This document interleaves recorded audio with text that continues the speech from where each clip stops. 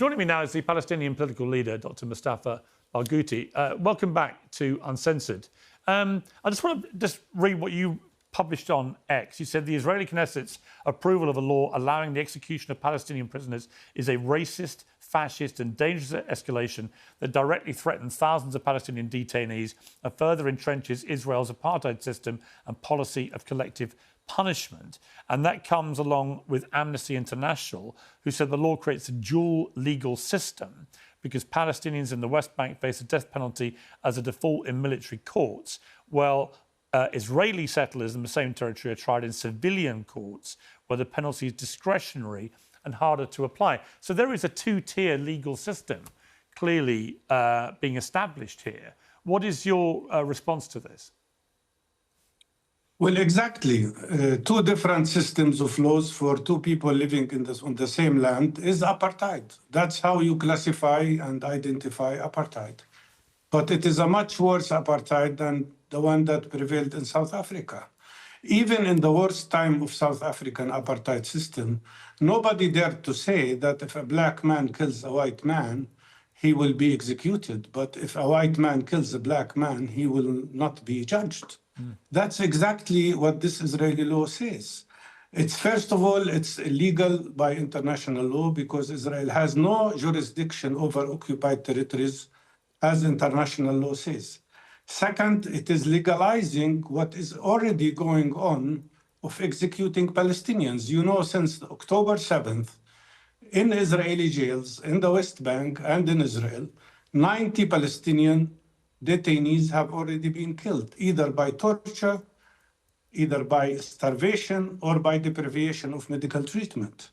And more than that, to prove that it is a system of discrimination, there are two very interesting figures. 99% of Palestinian cases taken to Israeli courts are convicted, 99%. While 96% of any Israelis attacking Palestinians or conducting violence will never be convicted. As a matter of fact, out of 10,000 cases of Israeli terrorists, settlers, gangs attacking Palestinians, out of 10,000 cases, only 8 were convicted. So clearly, this is a system of discrimination. But more than that, I said that this law shows how far and how fast the Israeli establishment has gone in the direction of fascism.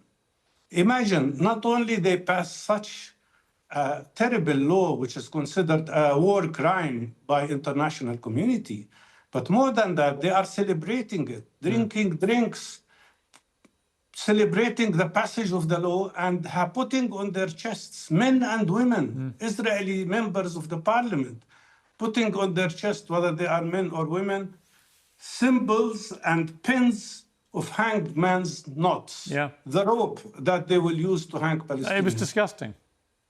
Totally. And more than that, is that the Israel that some Western governments say it's the only democracy in the Middle East?